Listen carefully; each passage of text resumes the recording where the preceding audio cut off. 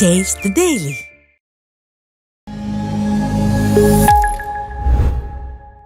வரும்போதே ஒரு சந்தோஷமான விஷயம். நமக்கு இசை வீட்டில் வரோமா இல்லை கல்யாண வீட்டுக்கு வரோமான்னு ஒரு சின்ன டவுட் வந்துருச்சு. இங்கே வாசலில் பன்னீர் செம்பு, பழம், பூ, விபூதி, சந்தனம், குங்குமம், நெத்தியில் 3 இருக்குது எங்கள் நெத்தியில். இப்போ அதே தான் ஒரு கல்யாண வீட்டுக்கு வருமே. அவங்க அங்கே வந்து வரவேற்பில் யாருன்னா புருஷரோட மனைவி, 2 பெண் குழந்தைங்க, ஒரு ஆண் குழந்தை. ஒரு குடும்ப நிகழ்ச்சி முறையாக வரவேற்கிறது, கலாச்சாரத்தோடு வரவேற்கிறது. அதுக்கப்புறம் நிறைய இசையிலுட்டாக வர்றோம். அது இசையிலுட்டு வருவோம் பரபரப்பாக போய்கிட்டு இருக்கோம். ரொம்ப நாளைக்கு அப்புறம் ஒரு இசையிலுட்டாவில் முறையாக குத்துவிளக்கு ஏற்றி, ஏன்னா அப்படி சொன்னாங்க புருஷரை பற்றி எல்லாமே கரெக்டாக பண்ணுவார்னு. அதுக்கு நீங்கள் ஷூட்டிங்லேயோ எதுவுமே சொல்ல வேணாம், வீட்டையே சொல்ல வேணாம். இந்த நிகழ்ச்சியை புருஷர் இப்படி கரெக்டாக இருக்கார், முறையாக இருக்கார் அப்படிங்கிறதுக்கு ஒரு உதாரணம். நன்றி சார். ஆமாம், ஹரிஷ் சார் வந்து ஹரிஷோரி கூத்துப்பட்டறை. ஆமாம், அப்புறம் நான் தான் அறிமுகப்படுத்தினேன் திருத்தணி படத்தில். நான் தான் நடிக்க வச்சேன் முதல்ல. ஆமாம், நான் ஆர்டிஸ்ட் அரெஸ்ட் பண்ணும்போதெல்லாம் கூத்துப்பட்டறைன்னா கொஞ்சம் அதை கொஞ்சம் கவனம் செலுத்துவேன். அப்படித்தான் நம்ம விதார்த்தம் வந்து ஃபஸ்ட்டு ஒரு மெயின் வில்லன் அறிமுகப்படுத்தினது திருவண்ணாமலை படத்தில். அப்புறம் அது மூலியமாக தான் இவங்களாம் எனக்கு நண்பர் ஆனாங்க. ஆமாம், அதுக்கப்புறம் தான் ஒரு ஹீரோ ஆனார். ஏன்னா இப்போ கூத்துப்பட்டறைங்களா எனக்கு கொஞ்சம் பாசம் இருக்கும். ஆனால் அன்றைக்கி நான் இப்போ வியப்பாக தான் பார்க்குறேன். அன்றைக்கி நடிக்க வந்தார், இன்றைக்கி அவரே ப்ரொடியூசர், அவரே கதாநாயகன் போது அப்போ நீங்கள் கரெக்டாக வளர்றிய கரெக்டாக வளர்த்துருக்கீங்க. வாழ்த்துக்கள் சார். அப்புறம் இந்த படத்துக்கு வாழ்த்தி சென்ற பாக்கியராஜ் சாருக்கு ரொம்ப நன்றி. சின்ன கொண்டூர் படத்தில் ஒரு டைலாக் வரும் விஜயகாந்தை பற்றி. இவர் இடுப்பில் துண்டை கட்டினார்னா கோயிலுக்கு போகிறான்னு அர்த்தம், துண்டை முடித்து தோளில் போட்டார்னா பஞ்சாயத்து பண்ண போகிறான்னு அர்த்தம் அப்படின்ட்டு. இங்கே இன்றைக்கி சினிமாவில் சின்ன கவுண்டர் யாருன்னா செல்லுமணி சார் தான். அவர் இங்கே துண்டை மடித்து தோளில் போட்டால் தான் பஞ்சாயத்துக்கு போகிறான்னு அர்த்தம்.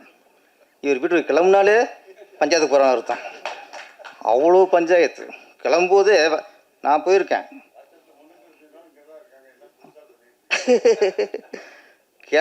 வீட்டு வெளியே வரும்போதே நாலு இருப்பாங்க.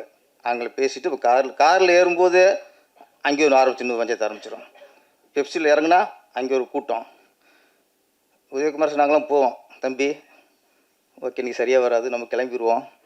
நாங்கள் நைஸாக பாதியில் கிளம்பிடுவோம். அப்படியே இது எப்போ முடியும்னு எங்களுக்கு தெரியாது. அப்புறம் நைட்டு ஃபோன் பண்ணி கேட்டுக்குவோம், என்னாச்சு அது முடிச்சிட்டிங்களா அப்படின்ட்டு. இவ்வளவு பரபரப்புக்கு மத்தியில் இந்த படத்தை வாழ்த்த வந்திருக்க செல்வமணி சாருக்கு நன்றி சார். சின்ன கவுண்டர் அவர் அது அவர் இங்கே இருந்துடலாம், வீட்டுக்கு போகிறதுல கிளம்ப தேவையில்லை. இங்கே ஒரு ரூமை போட்டு என்ன சார் அலைச்சல் ரொம்ப அங்கேருந்து ஓயமருந்து வராரு, அங்கேயே 2 hours ஆயிடுது. அப்புறம் இங்கேருந்து போகிறதுக்கு 2 hours ஆயிடுது. பிரசாத் ஆமாம், அப்புறம் திருப்பி அதை கேட்டுருவீங்க நீங்கள். அதில் நீங்கள் பிரசாத் உஷாராயிட்டாங்க. யார் சினிமாக்குன்னு ரூமை கொடுக்குறதில்ல. இப்போ வாங்க போங்க அவ்வளோதான், வாடகை கொடுங்க அவ்வளோதான். ஆமாம் ஆமாம்.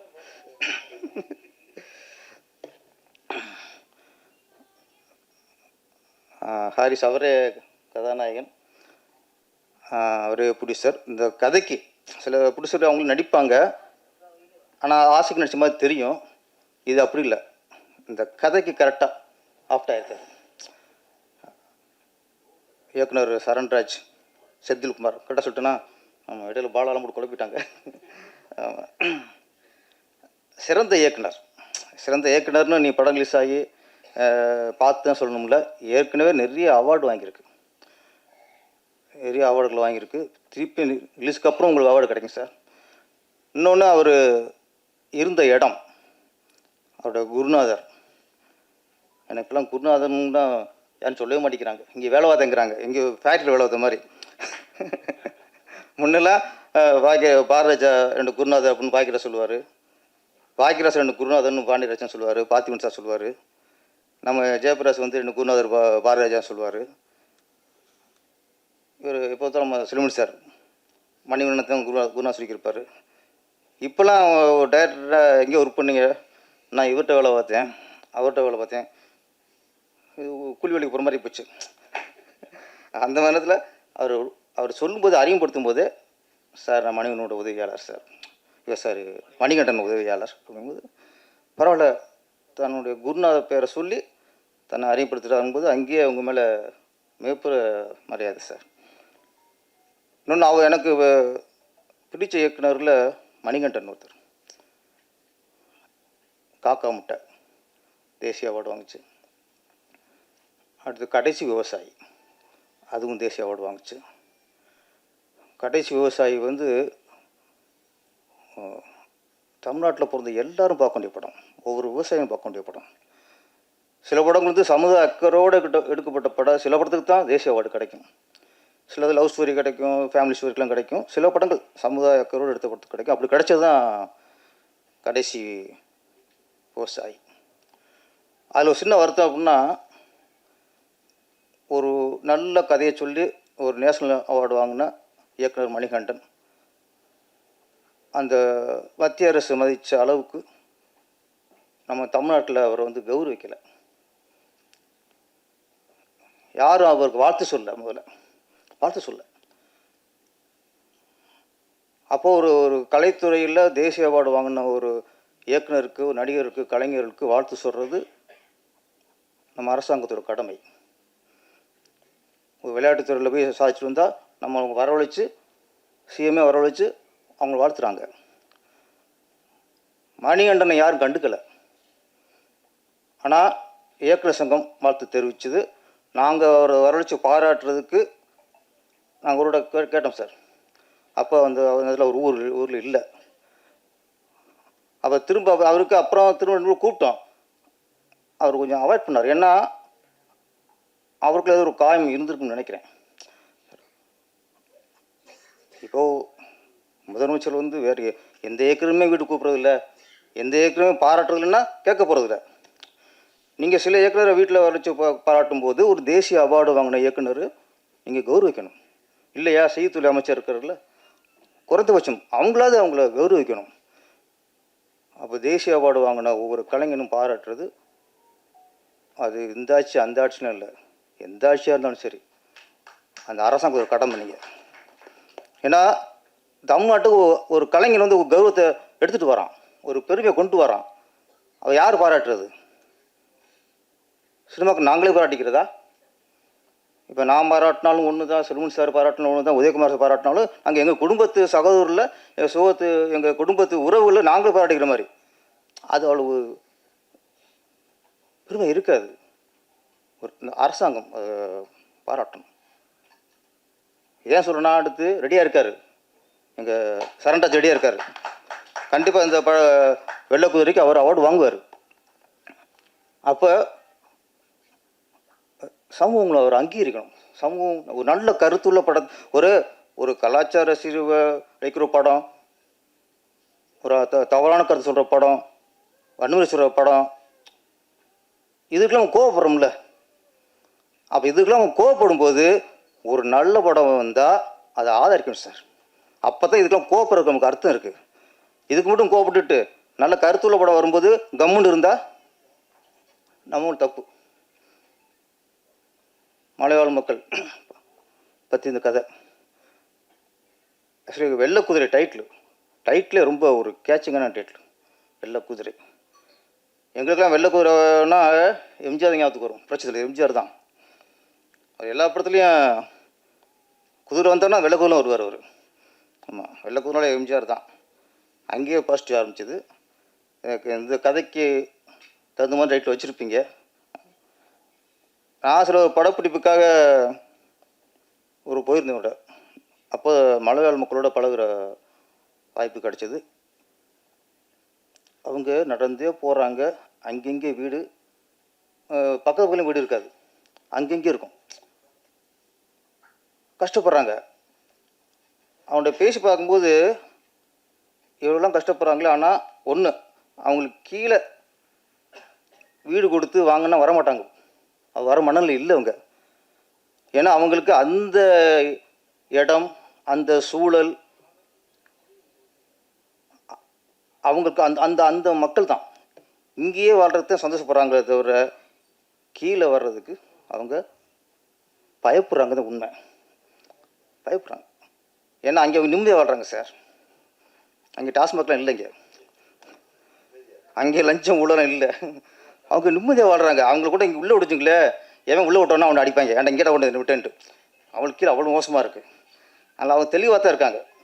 நீ போட்டால் ரோடு போட்டால் போடு, நான் வந்துக்கிறோம். நீ ரோடு போடலையா பரவாயில்ல, நாங்கள் இங்கேயே இருந்துக்கிறோம்.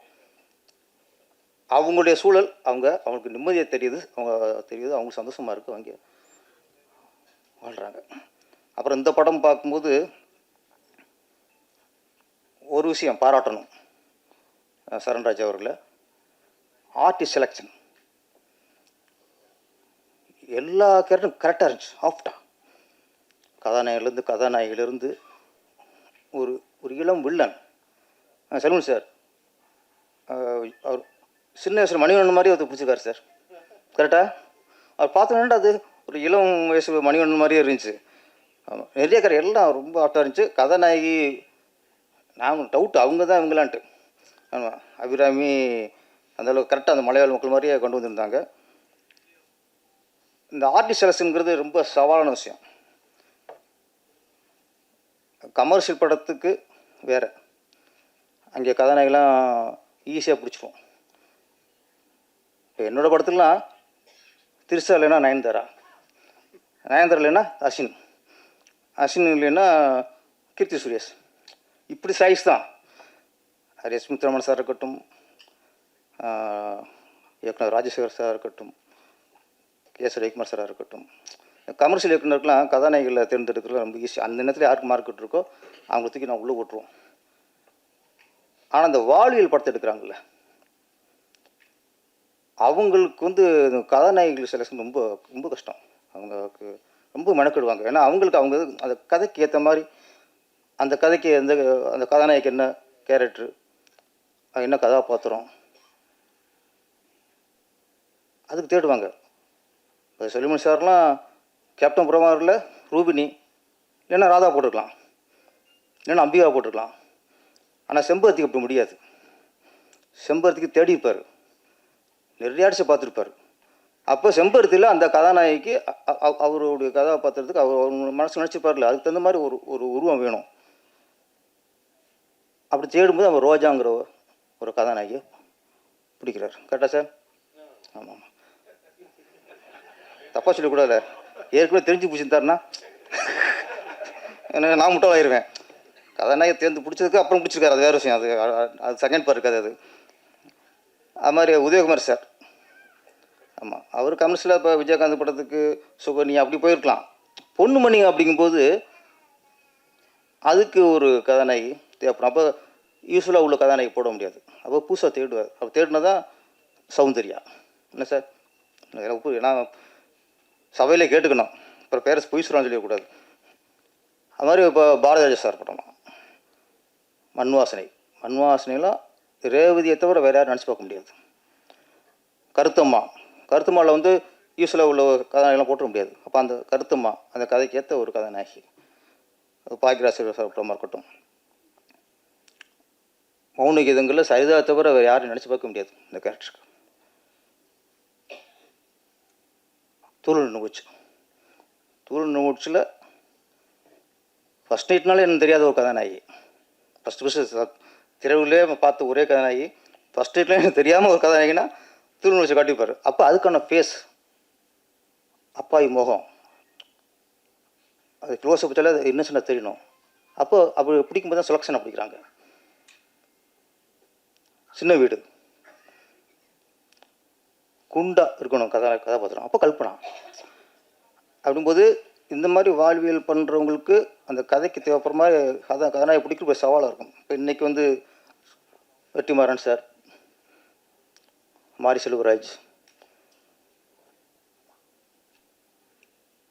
அப்பா ரஞ்சித், அவர் வாழ்வியல் படம் எடுக்கிறாங்கள, அவங்களாம் இந்த மாதிரி ஒரு ஒரு கதாநாயகிகள் தேர்றதும் மற்ற கதாபாத்திரங்களுக்கும் ஏற்ற மாதிரி ஆர்டிஸ்ட் செலெக்ஷன் வந்து ரொம்ப கஷ்டம். அது மாதிரி கமர்ஷியல் படங்களுக்கு நாங்கள் அப்பா கேட்டுக்கு ஈஷாவில் பிடிச்சிருவோம், அம்மா கேட்டுக்கு ஈஷாவில் பிடிச்சிருவோம், வில்லனுக்கு ஏற்கனவே கொடி கட்டி பிறந்த வில்லனை பிடிச்சிருவோம், மார்க்கில் உள்ள கதாநாயகி பிடிச்சிருவோம். இந்த மாதிரி வெள்ளைக்குதிரை மாதிரி ஒரு வாழ்வியல் படத்துக்கு ஆர்டிஸ்ட் செலெக்ஷன் பண்ணுறது எப்படி கதை ரெடி பண்ணுறாங்களோ அந்த அளவுக்கு ஆர்டிஸ்ட் செலெக்ஷனும் முக்கியம். இதில் நான் பார்க்கும்போது எல்லா கதாபாத்திரங்களும் கரெக்டாக இருந்தது. அதுக்கு முதல்ல சாருக்கு, இயக்குனர் சரண்ராஜுக்கு என்னுடைய வாழ்த்துக்கள். அப்புறம் நாளைக்கு அப்புறம் இசைவிலுட்டாவுக்கு கதாநாயகி வந்திருக்காங்க அபிராமி. அவங்க தமிழச்சி, யாரும் குழம்பிக்க வேணாம். அப்பா வந்து மலையாளி, அம்மா மராட்டி, இவங்க தமிழச்சி. எங்கே கன்ஃபார்ம் பண்ணணுன்னா கேட்டேன், உங்களுக்கு மராட்டியம் தெரியுமான்னு கேட்டேன். பேசுனா புரியும், பேச தெரியாது அப்படின்னாங்க. மலையாளம் பேசுகிறான்னு கேட்டேன். என்னண்ணே?